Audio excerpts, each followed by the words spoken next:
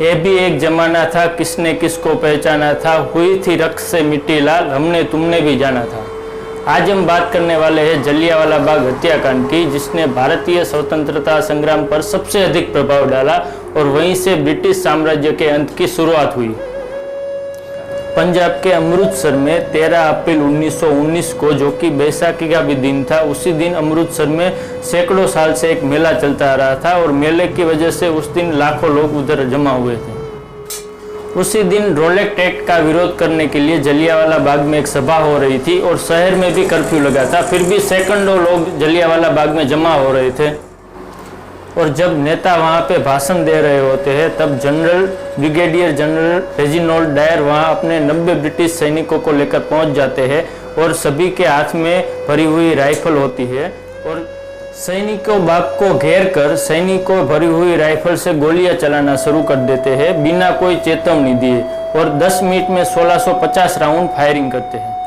जलियांवाला बाग उस समय एक खाली मैदान था और वहाँ आने जाने के लिए केवल एक छोटा सा रास्ता था और चारों ओर मकान थे। भागने का कोई रास्ता नहीं था। कुछ लोग जान बचाने के लिए मैदान में मौजूद एकमात्र कुएं में कूदे। देखते ही देखते वह कुआं भी लाशों से भर गया।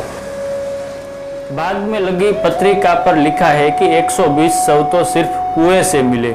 शहर में कर्फ्यू की वजह से इलाज नहीं हुआ और लोगों ने तड़प तड़प कर वहीं दम तोड़ दिया। इस हत्याकांड में मरने वाले की संख्या देखें तो अमृतसर के डिप्टी कमिश्नर कार्यालय में 484 शहीदों की सूची है, जबकि जलियांवाला बाग में कुल 388 शहीदों की सूची है और अनाधिकारिक आंकड़ों के अनुसार 1000 से अधिक लोग मारे गए और 2000 से ज़्यादा लोग घायल हुए थे। इस हताहत के बाद मुख्यालय वापस पहुंचकर ब्रिगेडियर जनरल रेजिनोल्ड डायर ने अपने वरिष्ठ अधिकारियों को टेलीग्राम किया कि उस पर भारतीयों की फौज ने हमला किया था, जिससे बचने के लिए उनको गोलियां चलानी पड़ी। इस घटना के विरोध में गुरुदेव रविंद्रनाथ टैगोर ने अपनी नाइटहुड पदवी को वापस दिया था। इसके फलस्वरूप ही गांधी जी ने 1920 में असहयोग आंदोलन की प्रारंभ किया था।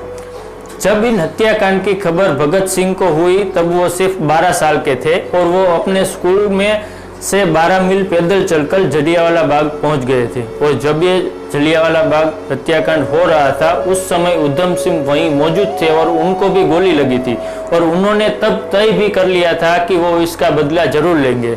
जब हम हत्याकांड की पूरी दुनिया में निंदा हुई, तब 1919 के अंत में हंटर कमीशन नियुक्त किया गया और कमीशन के सामने ब्रिगेडियर जनरल डायर ने स्वीकार किया कि वह गोली चलाकर लोगों को मारने का निर्णय पहले से लेकर गए थे और 2 तोपों भी लेकर गए थे, क्योंकि उस छोटे से रास्ते में नहीं जा पाई थी।